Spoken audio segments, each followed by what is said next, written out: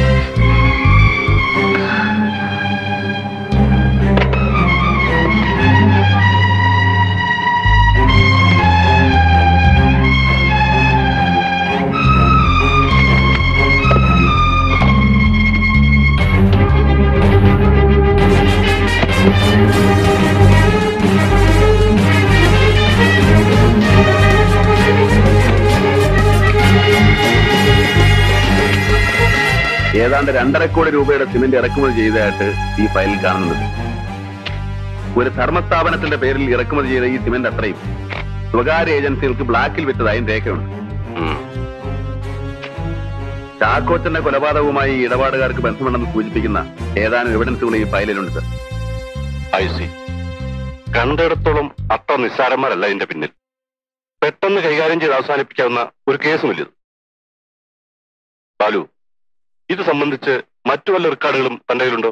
ഇല്ല സർ, ഞാൻ എല്ലാം ഏൽപ്പിച്ചു. ഗുഡ്. ഞാനതൊക്കെ ഒന്ന് പഠിക്കട്ടെ, എന്നിട്ട് മതി അടുത്ത നീക്കം. നിസ്സാരമായൊരു പഴുത് കിട്ടിയാൽ അവന്മാർ രക്ഷപ്പെടും. We must not allow that sir. അതുവരെ ഈ റാക്കറ്റിനെ പറ്റി നമ്മൾ രണ്ടുപേരും മാത്രം അറിഞ്ഞാൽ മതി സർ. Anyhow you have done something very commendable Balu. Please keep it up. Thank you sir.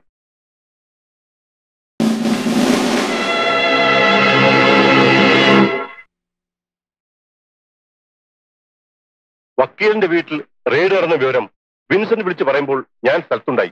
ഇല്ലായിരുന്നെങ്കിലോ? Balaram is a dare devil. മുൻപും പിൻപും നോക്കാത്ത പ്രകൃതമാണ് മനുഷ്യൻ. കമ്പനി റെക്കോർഡ്സിനെ ഏൽപ്പിക്കാൻ പറഞ്ഞപ്പോൾ നമ്മുടെ ഭാഗത്ത് നിന്ന് നേരെ കൊണ്ട് തന്നു. ഇനിയെങ്കിലും ഇത് ഭദ്രമായിട്ട് സൂക്ഷിച്ചു വെക്കും.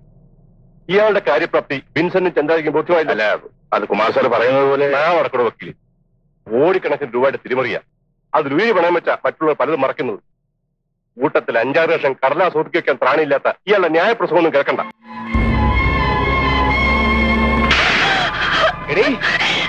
എന്നെ കുരുതി കൊടുക്കാൻ നീ അന്യനോടത്തിന് വാതിൽ തുറന്നു കൊടുക്കില്ല.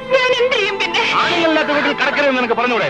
ഇവിടെ ഉണ്ടായിരുന്ന ഫയലും റെക്കോർഡ് എടുത്തുകൊണ്ട് പോകുന്നത് നീ നോക്കിയിരുന്നില്ലേ? സെർച്ച് വാറന്റുമായിട്ട് പോലീസ് ഉദ്യോഗസ്ഥൻ കടന്നു വരുമ്പോ പിന്നെ പരവനാണ് ഇവർക്ക് താലപ്പൊലി എടുത്ത് സ്വീകരിക്കാമായിരുന്നു. അറ്റ്ലീസ്റ്റ് നീ എനിക്കൊന്ന് ഫോൺ ചെയ്തു. പലതവണ ശ്രമിച്ചതാ, കിട്ടണ്ടേ? കിട്ടില്ല. വന്നത് പോലീസ് ഓഫീസർ മാത്രമല്ലല്ലോ, കാമുകനല്ലേ? അനാവശ്യം പറയരുത്.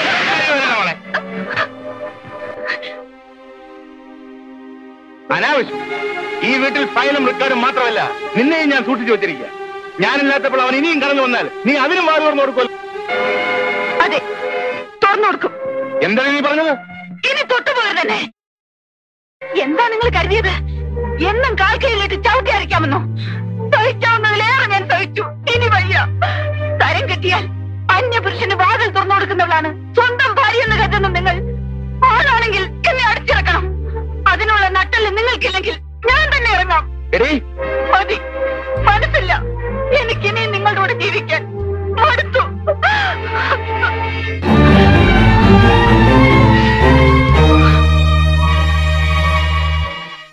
Hello, is it Hong Kong 6261-657? I M Sathyaraj here. 2 ദിവസമായി ട്രൈ ചെയ്യുന്നു. 10 ദിവസത്തിനായി ഞാൻ പുറപ്പെടും. സിലോൺ വരെ കപ്പലില്ല, അവിടുന്ന് ഫ്ലൈറ്റിൽ. വേണ്ട ഏർപ്പാടുകൾ ഇവർ ചെയ്തിട്ടുണ്ട്. കൊളംബോ അക്കൗണ്ടിലേക്ക് $10,000 ഉടനെ ട്രാൻസ്ഫർ ചെയ്യണം. ബാക്കിയൊക്കെ ഞാനവിടെ വന്നിട്ട്. Okay, all right.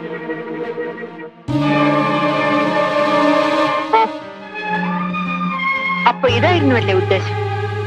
രക്ഷപ്പെടുന്നത് വരെ സുരക്ഷിതമായൊരു താവളം, ഈ വീട് ഒരു മറ. അതെ, അല്ലാതെ എന്താ കരുതിയത്? കാലാകാലം നിങ്ങളുടെ ഉപ്പും ചോർന്ന് നിങ്ങളുടെ കൂടണമെന്ന്. നോക്ക്, ചെയ്യാൻ കഴിയുമെന്ന് പരിപൂർണ വിശ്വാസമുള്ള കാര്യങ്ങളെ സത്യരായ ഏറ്റെടുക്കാറുണ്ട്. നിങ്ങൾ ആവശ്യപ്പെട്ട് നടക്കാം. ഇവിടുന്ന് പോകുന്നതിന് മുമ്പ് തന്നെ ഞാനത് ചെയ്തിരിക്കും. അതിൽ ഓർമ്മപ്പെടുത്തലിന്റെ ആവശ്യമില്ല. ഈ സംശയം I just don't like it.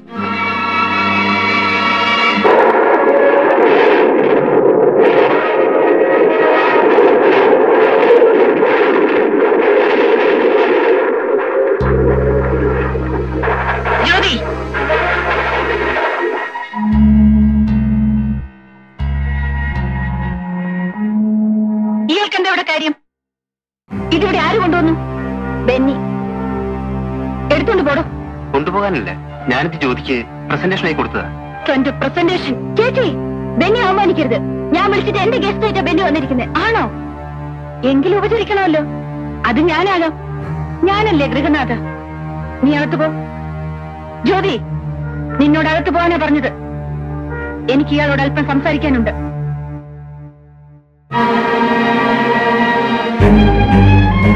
ഇത്രയും വലിയൊരു സമ്മാനം എന്റെ അനിയത്തിക്ക് കൊടുക്കാൻ മാത്രം നീ അവളും തമ്മിലുള്ള ബന്ധം?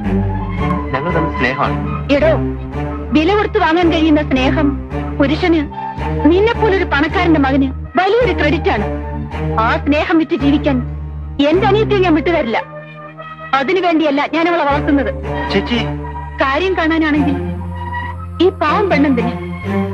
ഞാനല്ല ബെറ്റർ ചോയ്സ്. നിങ്ങൾ എന്നെ തെറ്റിദ്ധരിച്ചാണ്. ജ്യോതി ആ നിനക്കല്ല ഞാൻ ഇഷ്ടപ്പെടുന്നത്. പിന്നെ വിൻസെന്റ് മുതലാളിയുടെ മകൻ എന്റെ അനിയത്തിയെ കല്യാണം കഴിക്കുമെന്നാണോ പറഞ്ഞു വരുന്നത്? അതെ. നിന്റെ അപ്പൻ അതിനെ സമ്മതിക്കുമോ? നിന്റെ സമുദായം അംഗീകരിക്കുമോ? അവരെയൊക്കെ എതിർത്തുകൊണ്ട് എന്റെ അനിയത്തിയെ സ്വീകരിക്കാനുള്ള ചങ്കൂറ്റം നിനക്കുണ്ടോ? ഉണ്ട്. എങ്കിലത് ആദ്യം നടക്കട്ടെ. ജ്യോതിയെ കാണുന്നതും ഈ സ്നേഹം പ്രകടിപ്പിക്കുന്നതും എന്നിട്ട് മതി. മനസ്സിലായില്ലേ? മനസ്സിലായി. ഞാനോ പിഴച്ചവള. ഇനിയൊരു വീഴ്ച കൂടി താങ്ങാൻ ഈ പാവം കുടുംബത്തിന് കഴിയില്ല. ഞങ്ങളെ ഉപദ്രവിക്കരുത് ബെന്നി, പ്ലീസ്. അനിയൻ പോ.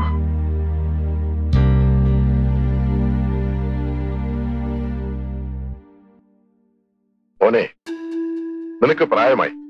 ഇഷ്ടപ്പെട്ടൊരു പെൺകുട്ടിയെ നീ കല്യാണം കഴിക്കണമെന്ന് ആഗ്രഹിച്ചാൽ ആർക്കും നിന്നെ തടയാനാവില്ല.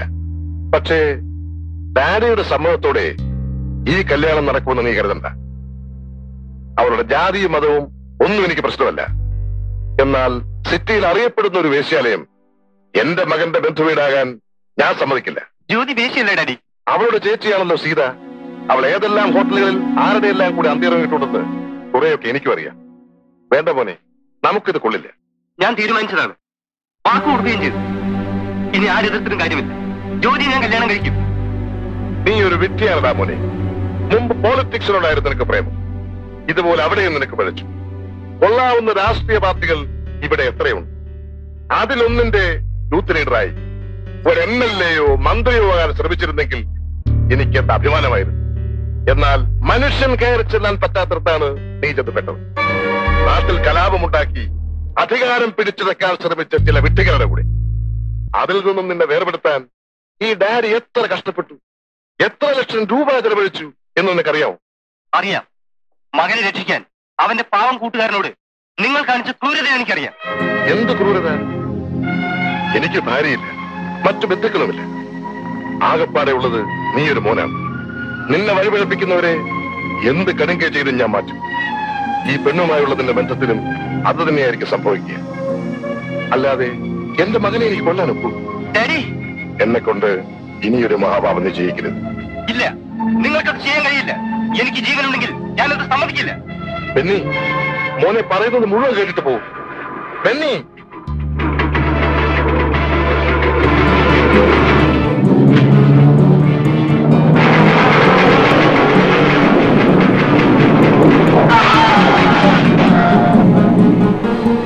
മന്ത്രിയുടെ കാറാ. അവന്റെ ഒടുക്കത്തെ സ്പീഡ്. യെസ്, മന്ത്രിയുടെ കാർ ഒരു ബൈക്കുമായി ആക്സിഡന്റ് ആയി. എവിടെ വെച്ച്? കളക്ടറേറ്റ് അടുത്ത് വെച്ച്. സീരിയസ് ആണോ? Yes sir. വണ്ടി നിർത്താതെ.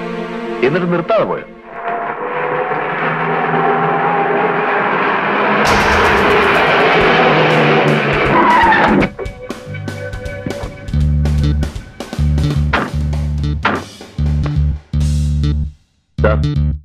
ഇടയ്ക്ക് വെച്ച് ഈ വണ്ടി ഒരു ബൈക്കുമായിട്ട് ഒരു ആക്സിഡന്റ് ഉണ്ടായി. യെസ്, അടുത്ത പോലീസ് സ്റ്റേഷൻ റിപ്പോർട്ട് ചെയ്തേക്കൂ. ആ പയ്യന്റെ നില കുറച്ച് സീരിയസ് ആണ് സാർ. ചത്തോ? അറിയില്ല. മിസ്റ്റർ ഒന്ന് ഇറങ്ങണം. എന്തിനാ ഇറങ്ങണം മിസ്റ്റർ, പറയാം. താനാരോ എന്നോട് ഇറങ്ങാനല്ലോ പറഞ്ഞത്.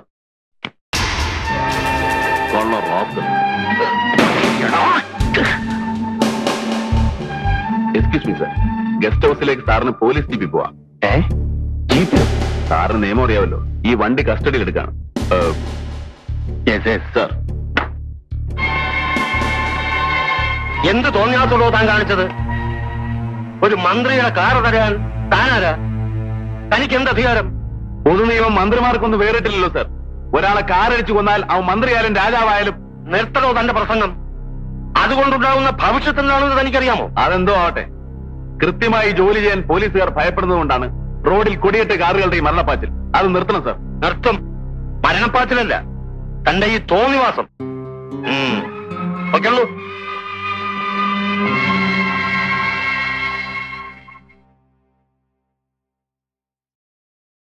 എടേ, നീ എന്തിനിങ്ങോട്ട് വന്നിട്ടേ വിട്ടിത്തം പറയുന്നു?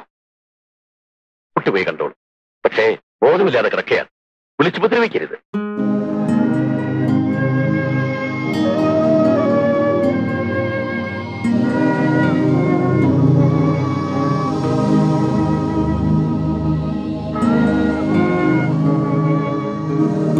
ഇവിടെ ഒരു സീനുണ്ടാക്കിയാൽ അതിന് നാണക്കേട് തനിക്ക. നീ വാ. ആ വക്കീൽ പലതവണ വിളിച്ചു. സത്യരാജിന്റെ കാര്യത്തിൽ എന്തെങ്കിലും ഉടനെ ചെയ്തേ പറ്റൂ. സസ്പെൻഷനോ ഡിസ്മിസിലോ വയ്യാഞ്ഞിട്ടല്ല. ഈ ഇഷ്യൂവിന്റെ പേരിൽ തന്നെ ശിക്ഷിച്ചാൽ അതൊരു കോൺട്രവേഴ്സിയാവും, മന്ത്രിയുടെ പ്രതിച്ഛായ ബാധിക്കും. അതുകൊണ്ട് നാട്ടുകാരെ ഭയന്ന് മന്ത്രി തന്നെ വിളിച്ചു പറഞ്ഞത് നടപടിയൊന്നും എടുക്കേണ്ടത്. ഓ, അങ്ങേരുടെ ഒരു ദയ. പക്ഷെ ട്രാഫിക്കിൽ തുടരാൻ കമ്മീഷണർ സമ്മതിക്കില്ല. നിന്നെ സ്പെഷ്യൽ ബ്രാഞ്ചിലേക്ക് മാറ്റി. എന്നെ അവിടെ തളച്ചിടാനാ? കാണാം.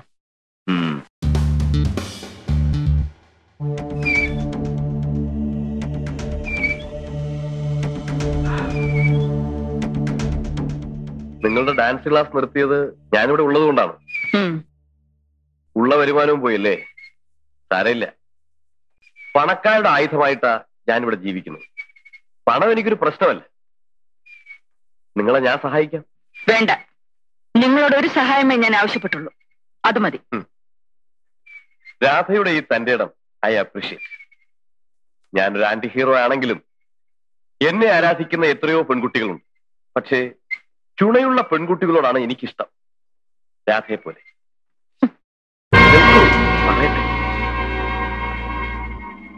കൈവിട്. ജയിലിലെ ഇരുമ്പഴി വളയ്ക്കുന്ന ഈ കയ്യിൽ നിന്ന് കുതറി മാറാൻ പറ്റും. എടോ, ഞാനൊന്ന് ഉറക്ക കരഞ്ഞാൽ നീ ആ ഇരുമ്പഴിക്കുള്ളിലാകും. അടുത്ത വീട് പോലീസ് ഓഫീസറുടേതാണെന്ന് ഓർത്തു.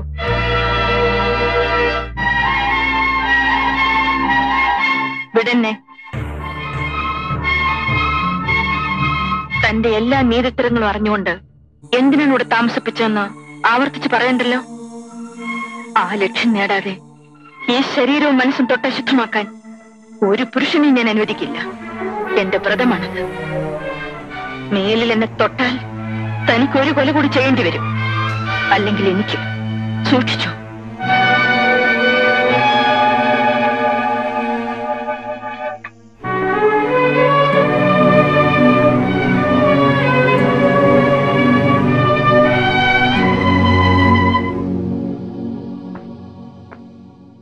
എന്താ സാർ, അന്ന് ഞാൻ ഏൽപ്പിച്ച ഫയലുകൾ. ഏത് ഫയൽ? സിമന്റ് ഇടപാടിന്റെ. Oh, mister Balram, as a circle inspector you have done your duty. മേലുദ്യോഗസ്ഥനായ എന്നെ അത് ഏൽപ്പിച്ചതോടുകൂടി നിങ്ങളുടെ ചുമതല തീർന്നു. സാർ, ചാക്കോച്ചന്റെ കൊലപാതകവുമായി ആ records, further actions. Why are you so inquisitive mister? ഞാൻ ആ ഫയൽ CBIക്ക് വിട്ടപ്പോയിരിക്കാണ്. മേലിൽ താനെ കുറിച്ച് അന്വേഷിക്കണ്ട. സാർ, അപ്പൊ CBIക്ക് സാറ് എന്താ എനിക്ക് സംശയം? No more questions. Mind your own business. You may please go. What do you want? Excuse us, Mr. Kumar. We are from CBI. ഇതാണ് നിങ്ങളുടെ സസ്പെൻഷൻ ഓർഡർ. അതെ, സാറിന്റെ കയ്യിൽ ആ ഫയലുകൾ ഏൽപ്പിക്കുന്നതിന് മുമ്പ് അതിന്റെ ഫോട്ടോസ്റ്റാറ്റ് കോപ്പി ഞാൻ മുകളിലേക്ക് അയച്ചിരുന്നു. ഇത്രയും നാൾ സാർ എന്തെങ്കിലും ആക്ഷൻ എടുക്കുന്ന കാര്യം ഞാൻ കാത്തിരുന്നു. ഇപ്പൊ ബോധ്യമായി സാറും ആ കൂട്ടത്തിൽപ്പെട്ടതാണെന്ന്. Mr. Kumar, you are under arrest.